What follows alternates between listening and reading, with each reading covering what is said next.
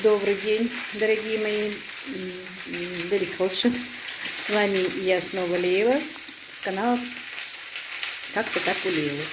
Никак не могу привыкнуть к этому приветствию. Так, друзья, я управилась, немножко с утра прибралась по хозяйству. И там у себя решила пожарить в обед картошечки. Не буду ничего делать сегодня такого серьезного. Чуть не пригорела картошка. Решила быстро пожарить картошечки, чтобы самой захотелось. Сделаю сейчас салатик свежий с помидорами и огурцами. Начала ставить косик, просто с вами захотелось, чтобы поздороваться. Может, кому-то захочется картошечки пожарить. Видите, какая получилась курочка. Прям хотелось, чтобы была вот такая вот курочка хрустящая. Ну, по-моему, чуть-чуть передержала. Ну, ничего. Так, это у меня мама хандрит со вчерашнего вечера. Одышка у нее. Ингалятор поставила. Ну и вот, дорогие мои, наш скромный обед, как говорится. Я люблю жареную картошечку со сметаной и сыром. А мальчики любят салатиком. Так что вот как-то так. Захотелось мне показать, что я готовлю. Быстрое и, как бы вам сказать, очень легкое блюдо, наверное. Не всегда мясо. И хоть было у меня мясо, есть мясо, но просто неохота было сегодня возиться.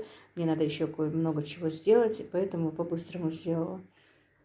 Так, дорогие мои, чистила морковку, свеклу, хочу сделать салат свекольный.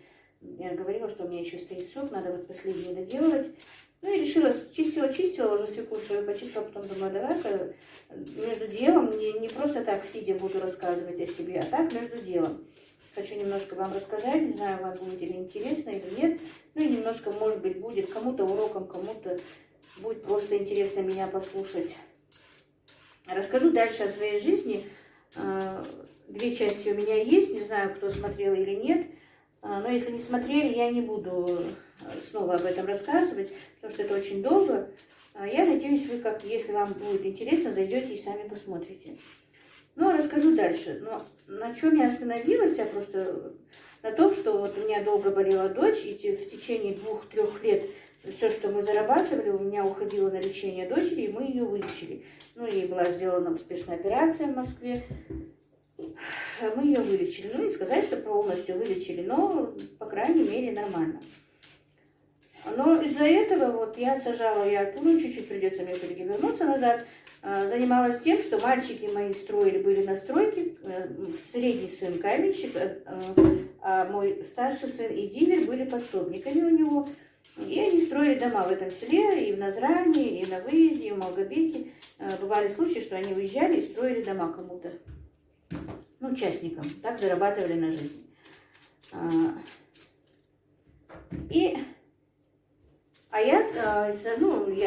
Я занималась тем, что сажала картофель, сажала кукурузу, сажала огурцы.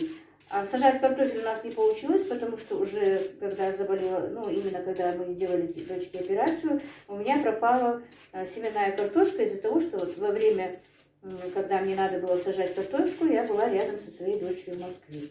И у нас пропало очень много картофеля, наверное, ну, я не знаю, сколько тонн, но очень много. Гектаров 10 бы я, наверное, посадила. Так, сейчас принесу лук.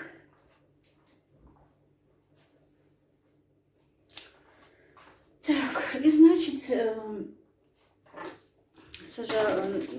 картошка пропала, но я продолжала, друзья, сажать огурцы.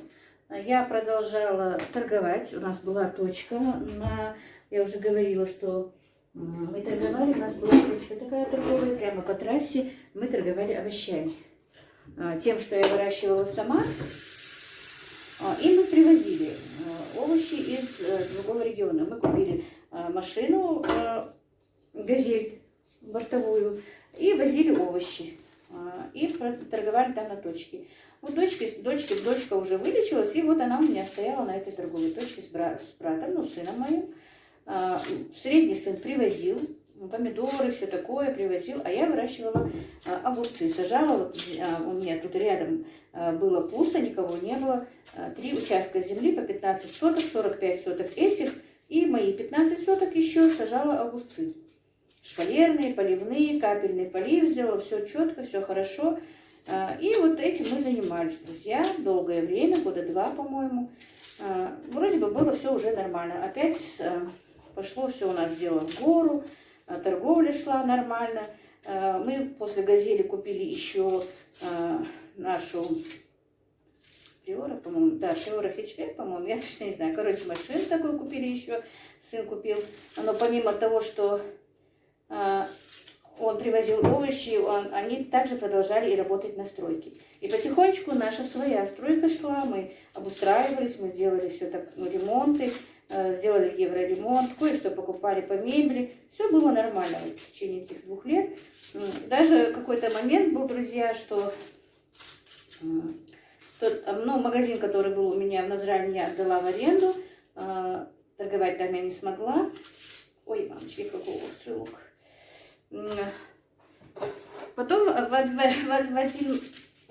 как-то мои мальчики устроились на работу, именно кладку делать, строить дом в Карбулак.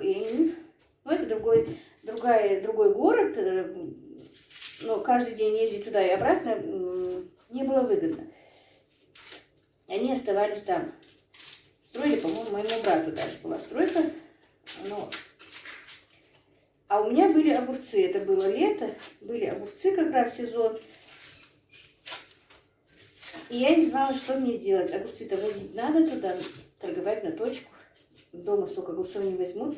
Тогда вообще хорошие у меня урожаи были. И 10, и 15 вот этих банановых ящиков получалось. И мне пришлось научиться водить машину, друзья. У нас был тогда «Жигуленок». Кроме «Газели» был «Жигуленок», и мы на этом «Жигуленке», чтобы возить туда, меня научил средний сын. Но он спешил уезжать и только научил меня ехать вперед, и все. Вот одну скорость, по-моему, переключала я. Не задом дать. И, во-первых, я боялась проехать через дорогу, переехать дорогу. А надо было переезжать.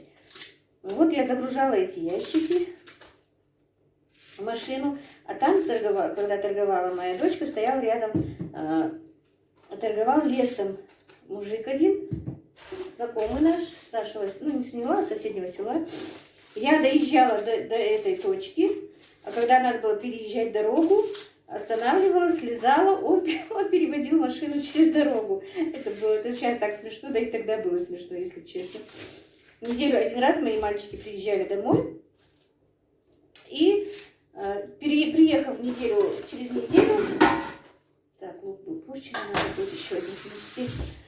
Приехав через неделю, меня сын спрашивает: ты что, еще не умеешь заднюю скорость снимать? Я говорю: не умею. Научил меня уже снимать заднюю скорость, уже научил меня припарковываться. И вот так вот, друзья, я ездила.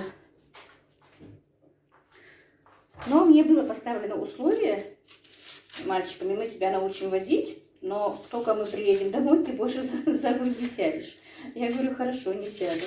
Ну, я так научилась, уже нормально, месяц возила огурцы туда-обратно, через месяц они приехали, все было хорошо. Ну, они уже приехали, были, по-моему, дома, я куда-то поехала с Ибрашкой, с моим младшим сыном, и мы ехали домой, он мне сказал: по дороге какая-то вот трава растет, и все. Мам, давай заезжай в эту траву. Ну, маме тоже, недолго думая, взяла и заехала. А там, оказывается, не просто так трава прямо у дороги выросла. Получилось так, что... Сейчас возьму салфетку, что-то разревелась от лука.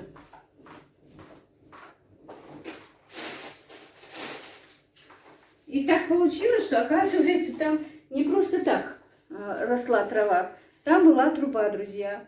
И я въехала в эту трубу. Хорошо, хоть скорость это у меня небольшая, но все-таки машину я разбила.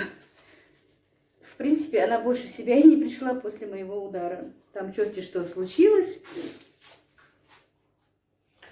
Так, друзья, буду нарезать лук и буду с вами разговаривать. Я не знаю, сказала я или нет, но я еще раз скажу, что я в новом платье, которое мне подарила моя сноха.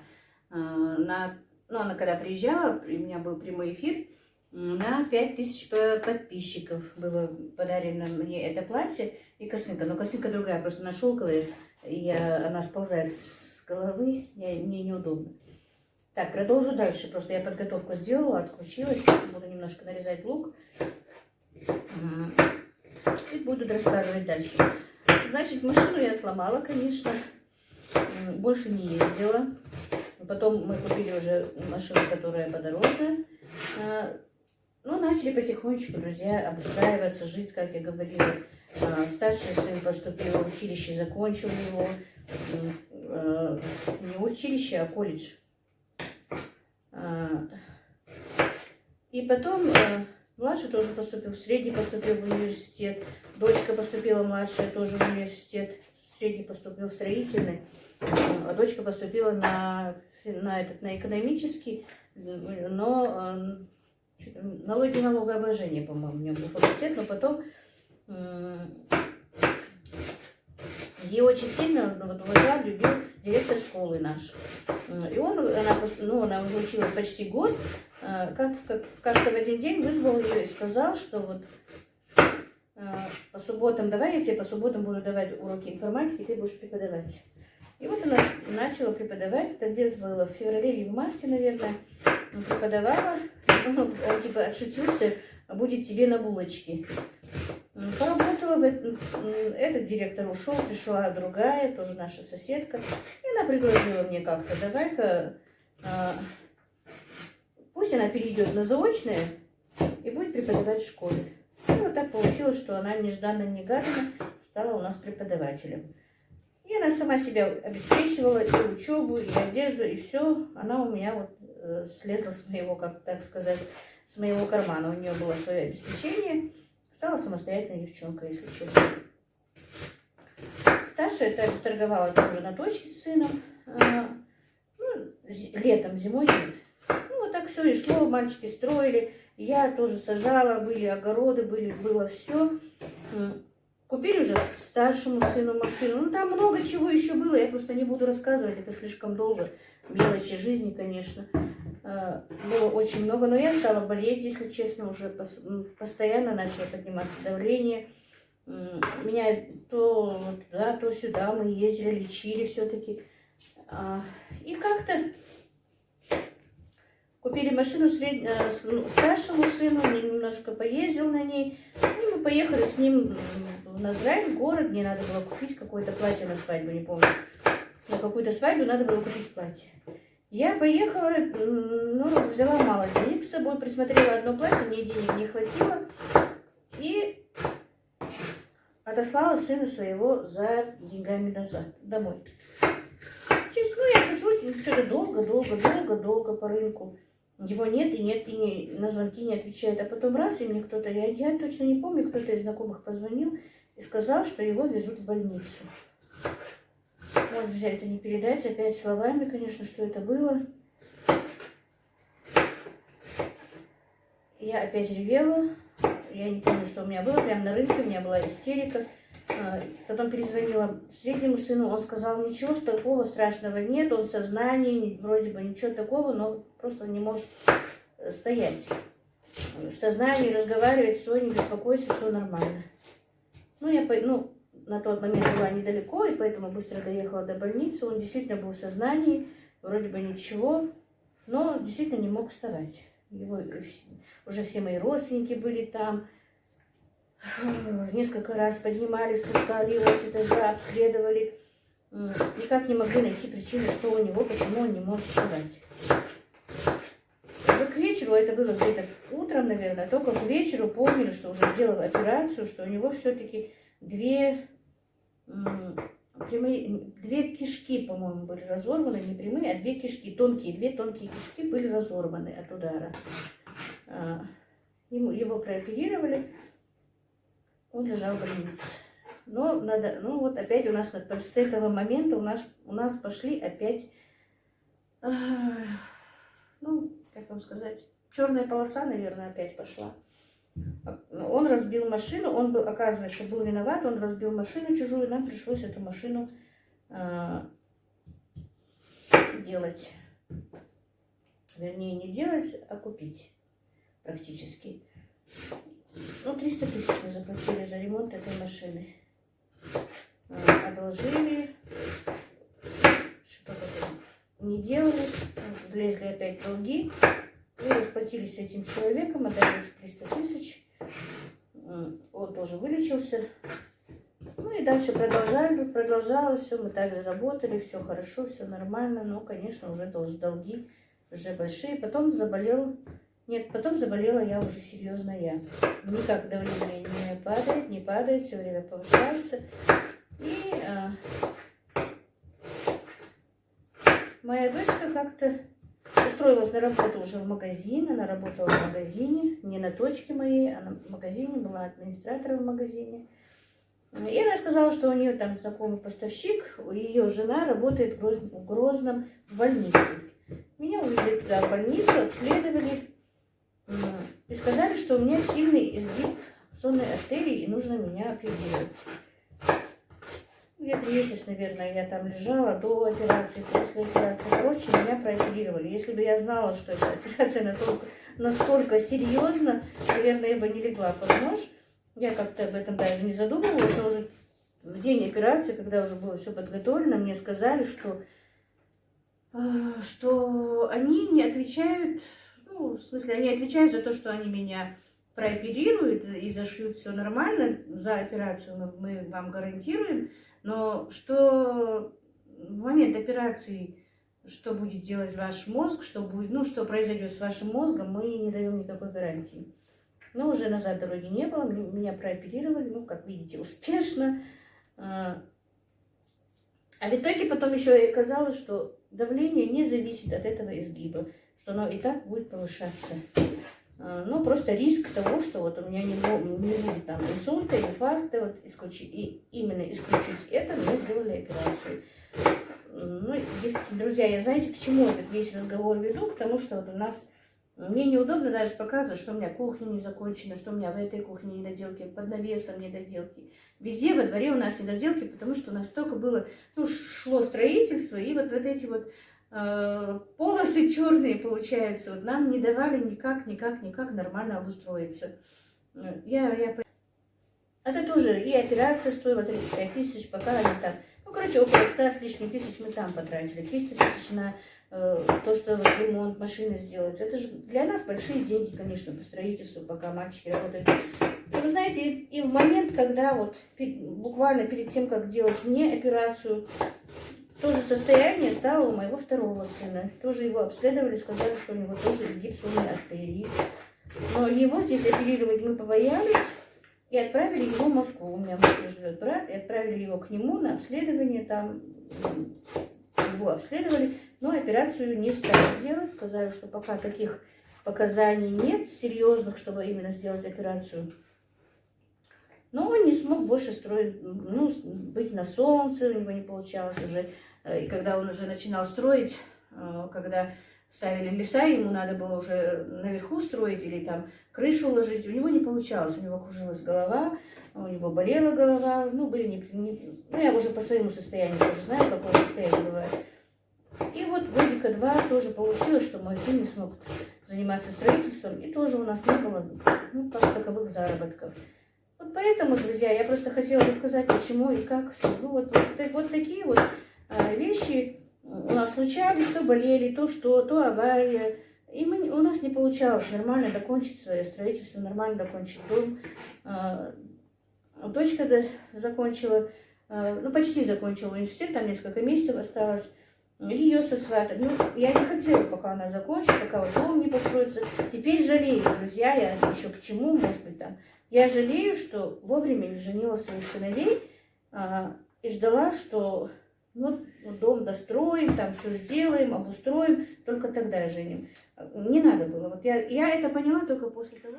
Друзья, резала овощи, рассказывала вам. Оказывается, мой телефон не записывал, камера выключилась.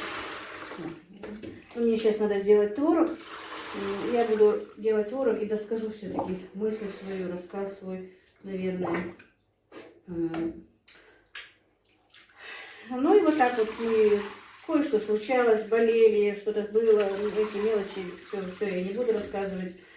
Сыну стало лучше, он стал торговать, дочка пошла на работу, старшая в магазине работала, младшая, как я сказала, уже преподавала, ее засватали. И тоже большие расходы.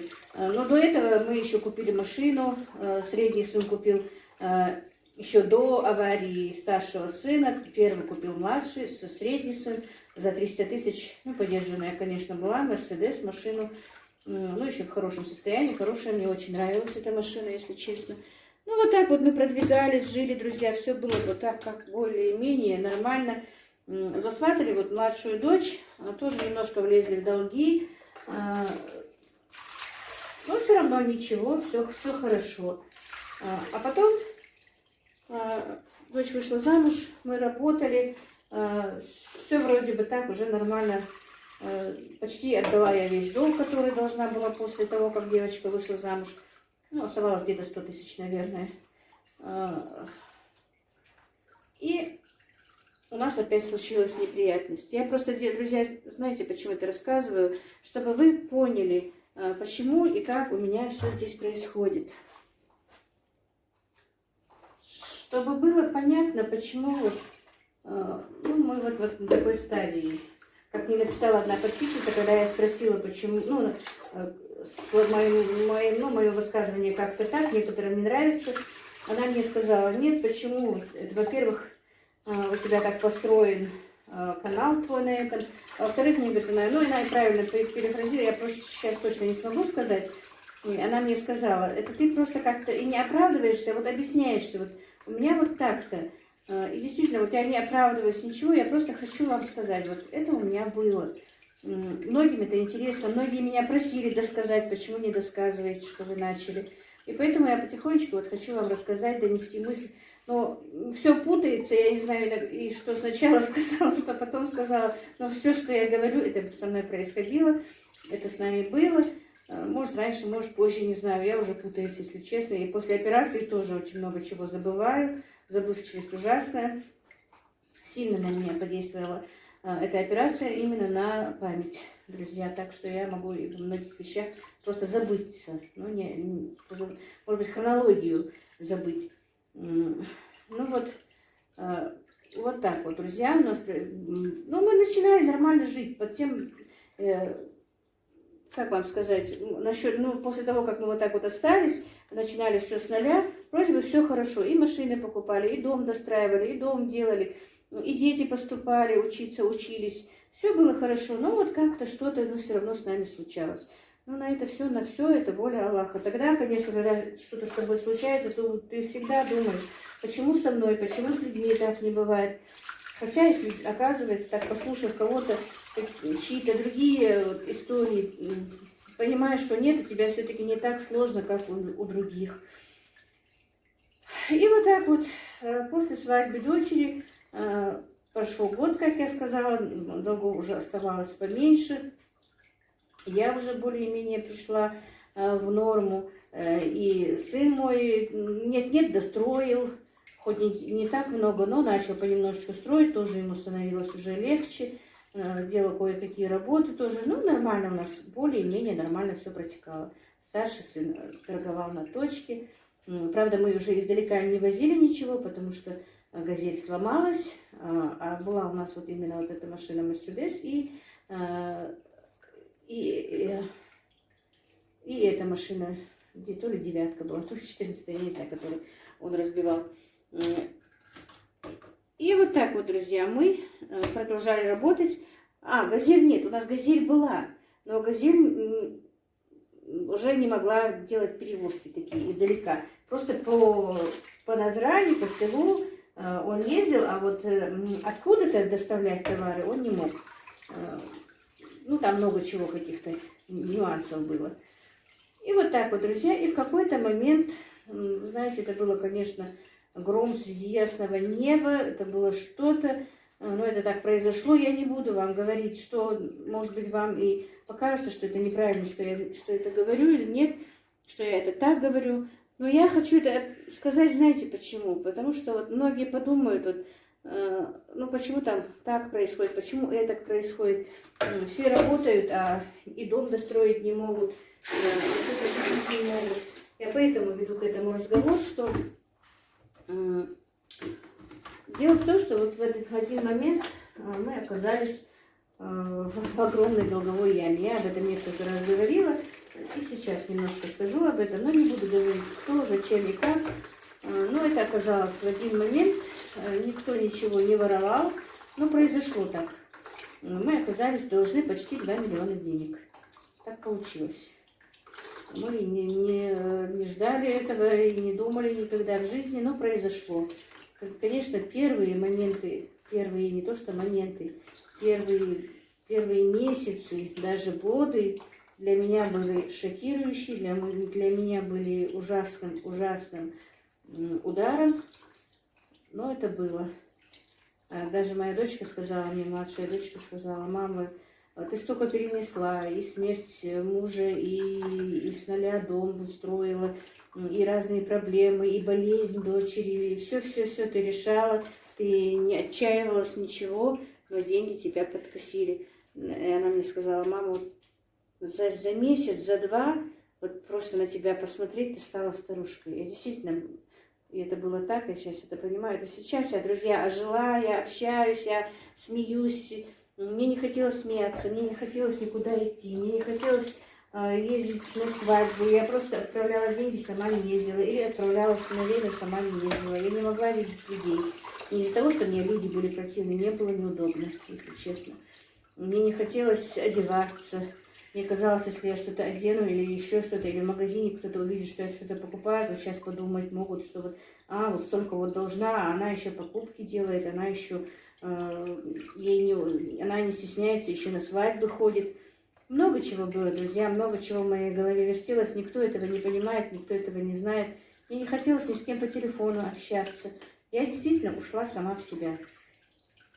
И каждый телефонный звонок, у меня даже сейчас мурашки по телу бегут, как вспомню, что это было. Каждый новый телефонный звонок с неизвестного номера телефона, с неизвестным номером телефона, у меня просто отнималась поясница. Думала, еще что-то кто-то позвонит, еще кто-то скажет, что еще какую-то сумму мы должны и что нужно отдавать. Звонков было много, все требовали своих денег. Это был кошмар. В действительности я вот именно вот на этом фоне постарела, я сама даже по организму чувствую, я постарела лет на 10. Вот труднее этого, по-моему, ничего в жизни нет. И когда вот оказалось, что мы должны такие деньги, я вызвала, конечно, своих родственников, сказала, что и как.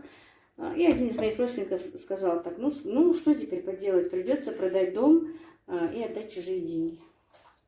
Это вообще меня подкосило, это было, я не знаю, что это было, вообще не передать. С таким трудом за 13 лет мы подняли этот дом, и нас 8 человек, получается, или 7 человек. Мама жила, так на тот момент жила с сыном была. Так, я, 5 моих детей и 7, да, и мой диверс. 7 человек мы бы могли оказаться в один момент на улице, считайте. Это меня вообще подкосило. Я чуть ли не с ума сошла, что мне делать, как мне быть. И как я могу остаться в один момент без ничего. Друзья, это не передать, действительно, это просто не передать словами. Не дай Аллах никому. У меня врагов и нету, но все равно ни врагу, никому, ни родственникам, никому того состояния, которое у меня было. А потом какой-то другой родственник моего мужа пришел, мы стали так тоже с ним пообщались, я ему сказала, что такая ситуация, он пришел, и он мне сказал: вот единственное, этот человек меня действительно вернул к жизни, если на тот момент он сказал, никакого дома ты продавать не будешь, ничего, в смысле, ни дом, ни землю ты не продашь. А так, что если хочешь, продай скотину, продай там золото, продай что хочешь, но дом и землю не трогай.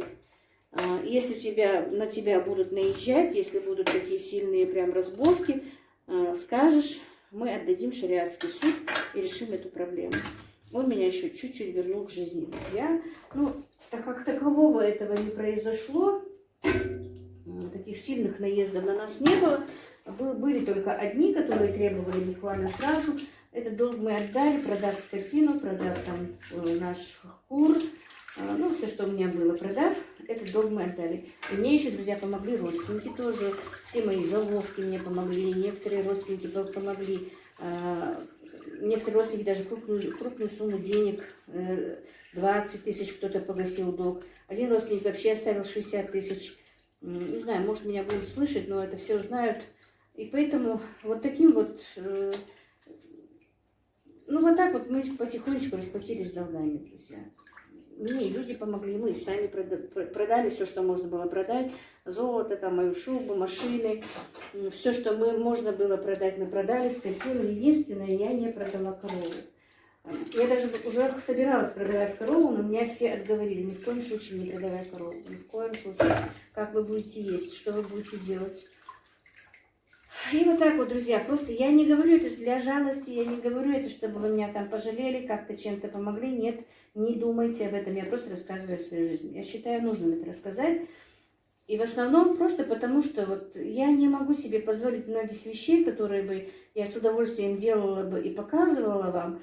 Но вот из-за этого все меня тормозится. И поэтому я сегодня хочу вам это объяснить и поставить точки над «и», как говорится. Чтобы вы знали, что вот я не могу на данный момент не приобрести не ту же корову, не приобрести посуду, не приобрести там под какую-нибудь более такую шикарную еду, чтобы там готовить и показывать вам, или даже просто себе там поесть.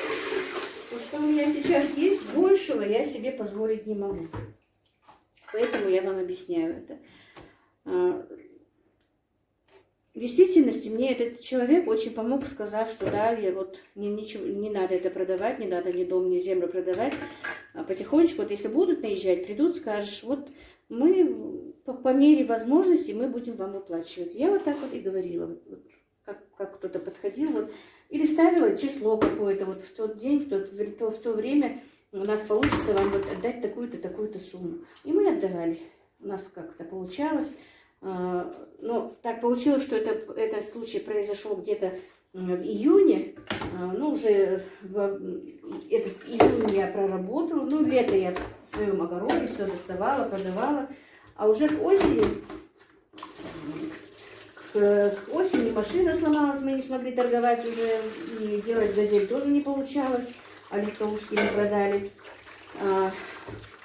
И уже в зиме делать было нечего, зарабатывать тоже нечего. Зимой и мальчики не могли работать. У нас все тормознулось. А потом я как-то подумала и решила, может быть, я пойду на работу все-таки, устроюсь куда-то работать. Ну, где-то в сентябре, в конце сентября, в октябре я вышла перебирать картошку. Перебирала картошку до середины ноября, по-моему. Мне платили 800 рублей в день. Ну, как-то мы питались. На питание, на общие такие расходы нам хватало. А потом так подумала и решила, давай-ка я выйду на работу где-нибудь в кафе, наверное. Ну, не просто подумала, а решила. Не помню, какому-то родственнику пошла в больницу и, шла домой, увидела табличку на кафе, что требуется посудомойщица.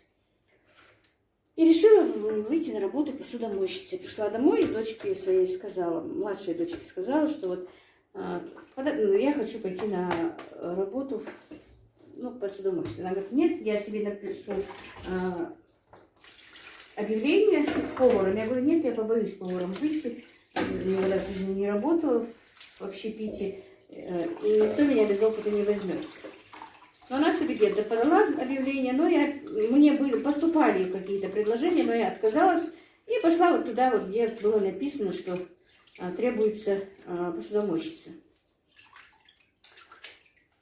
Они мне сказали, что посудомойщица пока не нужна, но мы тебя запишем, и пришла снова домой. И вот тоже ждала, думаю, еще позвонит, может быть. Я не знала, что дочка дала объявление как повар. Поступали, но я отказывалась, поваром не вышла. И потом раз мне позвонили, вот те, где было написано, что требуется повар. Требуется посудомойщица. Я туда пошла, вышла на работу, но оказалось, что им не нужна посудомойщица, они меня берут помощницей повара. Там я поработала месяц. Получилось так, что, поступив сразу к ним на работу, мучной повар сломала палец, и мне пришлось поработать уже мучным поваром. И я там поработала месяц, но там у нас произошла какая-то неприятность, я ушла. Ушла, и в этот же день, поискав объявление, нашла работу в том кафе, в котором я работала, по-моему, около 3 лет. Ну, я несколько месяцев уходила, снова приходила на эту работу. Ну, вот так вот я к чему веду. Я пошла на работу, мальчики тоже работали. Кое-когда, вот как получалось, потихонечку отдавали деньги в течение этих 2-3 месяцев. Ой, 2-3 лет. Вы извините, что я путаюсь, друзья, просто все-таки это моя жизнь, мне все это вспоминать немножко бывает и не по себе, но я все-таки не знаю, правильно ли вам или, ну, как-то понятно вам донесла это все. Ну, это так. И, короче говоря, вот так вот продолжалась наша жизнь, потихонечку выплачивались деньги, которые я зарабатывала, я к чему веду, я тратила то, что, ну, на расходы нам дома, а то, что зарабатывали мальчики, мы отдавали. Вот таким путем я помогала своим мальчикам отдавать чужие долги. И вот так вот, друзья. И вы знаете, потихонечку, вот последнее время, перед тем, как открыть YouTube, я немножко пришла в себя, начала уже более-менее общаться с людьми, как-то и на свадьбы выезжать, и быть среди людей, и не так уж, ну, уже и долго было меньше, не так уж вот стесняться. А то мне казалось, что сейчас кто-то увидит, что я что-то покупаю, или как-то одета в другое, ну, новое платье или еще что-то, вот могут подумать, что вот долги не отдает, а вот занимается этим. Вот такое у меня было мнение. Ну и сейчас, конечно, мы должны кое-какую сумму, не то что кое-какую сумму, приличную сумму, ну так получается, потому что из-за карантина мальчики тоже опять не смогли нормально заработать, и практически вот этот год мы нормально не зарабатываем, даже, ну не год, 8 месяцев. Я ушла с работы, с моей стороны поддержки нету для мальчиков, и у них как-то стройка то... Первый раз поехали, не поклеилось, не получилось у них, приехали, ничего не заработали. Второй сын пока вот уже почти больше полугода учится более-менее эту плитку ложить, кафель укладывать. Но сейчас вроде бы научился потихонечку, у него тоже пошла работа. Но денежку, которую присылает он, мне практически хватает только вот, ну, для дома. Отдавать чужие долги не получается. И поэтому у нас все тормознулось пока вот в течение этого полугода, чуть больше, наверное, не можем ни копейки чужие отдать. Но держимся сами пока на плаву, поэтому вот я и не покладая руки работаю, и что, ну, хочу помочь детям, в действительности хочу помочь, быстрее выплатиться с долгами, и женить их надо, и это все надо. Вот я не знаю, как-то сумбурно все быстро объяснила, может быть, не знаю, может, не объяснила. Но хочу вот передать мое состояние, мое. Ну вот так, друзья, что-то у меня телефон глючит, я рассказываю, оказывается, камера бывает выключена. Я еще раз повторюсь, я поэтому и рассказываю вам, для того, чтобы вы поняли, что почему и как все у меня происходит. Я ни в коей мере не хочу, чтобы вы меня там пожалели. Ну, не то, что пожалели, пускай пожалейте, ничего страшного так. Но я имею в виду, чтобы вы не подумали, что я что-то прошу или это рассказываю из-за того, что там в корыстных целях, что мне что-то нужно, или вызвать жалость, чтобы мне кто-то помог. Нет, вы поймите меня все правильно. Я просто рассказала именно вот, как я думаю о ситуации, которая у меня произошла, и почему, и как. И просто, не знаю, в какой-то момент, не знаю, это произошло так, может быть, мне надо было больше следить за детьми, не так сильно доверять детям, я слишком доверялась, наверное, и поэтому попала в такой просак. Или действительно Аллаху так было суждено, может быть, как-то, чтобы понятия наши как-то изменились. Но это так произошло. И извините меня за все это. Просто я к чему веду, потому что пока вот я не смогу ничего покупать, не ходить в такие вот магазины, что-то вот показывать, какие-то покупки или еще что-то, вот, потому что я их пока не могу делать. Я вот хотела все это объяснить вот таким планом. И мне как-то еще одна написала, что вот говорите, что у вас долги, а такая дорогая мебель, такая обстановка, то все. Друзья, это все, конечно, у нас все было приобретено, все, что у нас есть, особенно крупное, еще до долгов. Я же говорю, мы все в доме работали, мы все, не покладая рук, в доме работали, зарабатывали мы, причем физическим трудом, настолько трудным путем, сажая земли, разводя скот, разводя птиц. Мне не дадут соврать мои соседи, мои родственники, потому что у меня они все в подписчиках. И любое мое вранье будет сразу же выявлено. Мы трудились, действительно, не покладая рук, но это так произошло. Мне, я еще раз повторюсь, мне помогли очень много, когда были долги, и родственники помогли, и соседи помогли, и помогали, когда мне операцию сделали, помогали, когда делали операцию моей дочери. Со мной вообще люди в очень хороших отношениях, очень хорошо мне помогают, очень близко, как вам сказать, огорчаются вместе со мной, если что-то со мной происходит, близко принимают к сердцу то, что со мной происходит, что вот если могут помочь, то помогают, если не могут помочь, то хотя бы словом.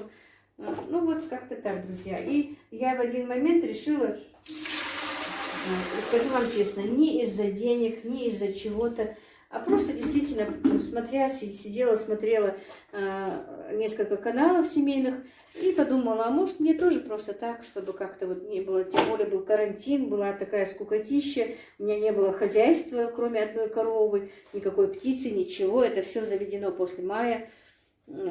Может все-таки мне тоже начать снимать. Долго снимала, долго убирала, не решалась, а потом вышла на связь с каналом Хадижи, женщины с претензией, и спросила ее, вот как, что, зачем, можно ли, как. И она мне сказала, давай, конечно, у тебя, тем более, я рассказала, что у меня есть, у тебя есть что показать, у тебя есть что сказать, делай. Несколько роликов у меня уже было снято, когда, именно вот огороды, вот это у меня началось еще тогда.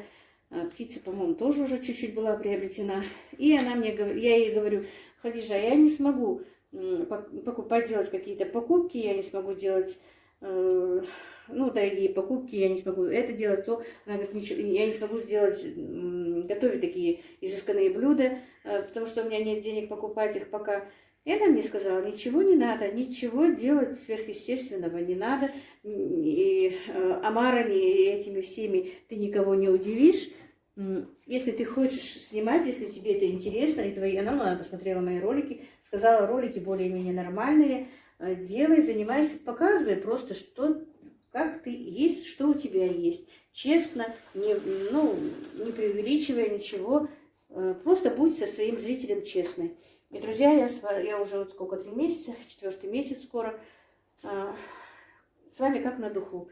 И я выложила вам все, что у меня есть, я с вами честна. И поэтому и сегодняшний разговор, мне просто бывает неудобно, потому что я не делаю никаких таких приличных покупок, я ничего такого не делаю.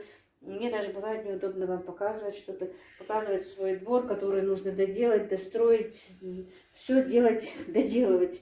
Мне бывает неудобно, поэтому я сегодня вот с вами вышла вот на такой разговор. Как-то собиралась все время в прямом эфире поговорить, но потом решила все-таки снять ролик. Как-то так, друзья. Извините еще раз, если я неправильно до вас это все донесла. Я надеюсь, вы не поменяли обо мне мнение, по крайней мере, не поменяли его в худшую сторону. И опять-таки, я еще раз повторюсь, не думайте, что я что-то прошу, что-то хочу вызвать жалость, хочу что-то сделать. Нет, я этого не хочу. Я бы это, наверное, намного раньше рассказала. Я боялась, что мои подписчики подумают, что вы подумаете, что мне что-то надо. Единственное, чем я сейчас поняла, что можно что-то зарабатывать, не буду говорить сколько, но хоть какая-то копейка у меня уже идет, и это не секрет. Я уже поняла, что действительно могу как-то немножко и заработать на этом. И благодаря вам, конечно, друзья, я этому очень рада. Я рада, что вам нравится, я рада, что вы пишете мне такие комментарии, и это идет от души, мои слова к вам идут от души. Я очень хочу продолжать с вами работать. Я очень хочу с вами работать, я очень хочу, чтобы вы не разочаровывались во мне, друзья. И поэтому вот долго шла к этому. И хочу объяснить, что и как. И если мы с вами останемся, вы со мной останетесь, вернее, я-то с вами останусь, надеюсь, если, конечно, Аллах не заберет меня к себе. Друзья, я хочу, чтобы вы увидели, что и как у меня происходит, что, как у нас получится и расплатиться с долгами, я надеюсь, с помощью Аллаха, и женить моих сыновей, и как будет протекать моя жизнь дальше. Единственное, что мне нужно от вас, это просто в действительности ваши лайки, ваши комментарии, ваши подписки, кто не подписался, а кто подписался, чтобы вы остались со мной. И если что у меня неправильное, говорите, может быть, как-то, может, ну, в смысле, как неправильное, может, что-то неинтересное показываю, или готовлю, или что-то. Скажите, я могу исправиться, наверное. Но, ну, вот как-то так. Единственное, что касается там косынки и религии, мне очень хочется, чтобы вы мне это не говорили. А так, остальные все, что будет, ну, какие-то будут советы, я постараюсь их придерживаться и как-то исправляться, если будет у меня что-то неправильное. Не знаю, опять-таки, все, что я говорю от души, и как я чувствую. Но вот как я вам это передала, и как вы поняли, я не знаю. На этом я сегодня, конечно, закончу. Будет видео, наверное, длинным, ну, как-то так. И извините меня еще раз, если что-то я не так сказала. Ну, вот как-то так.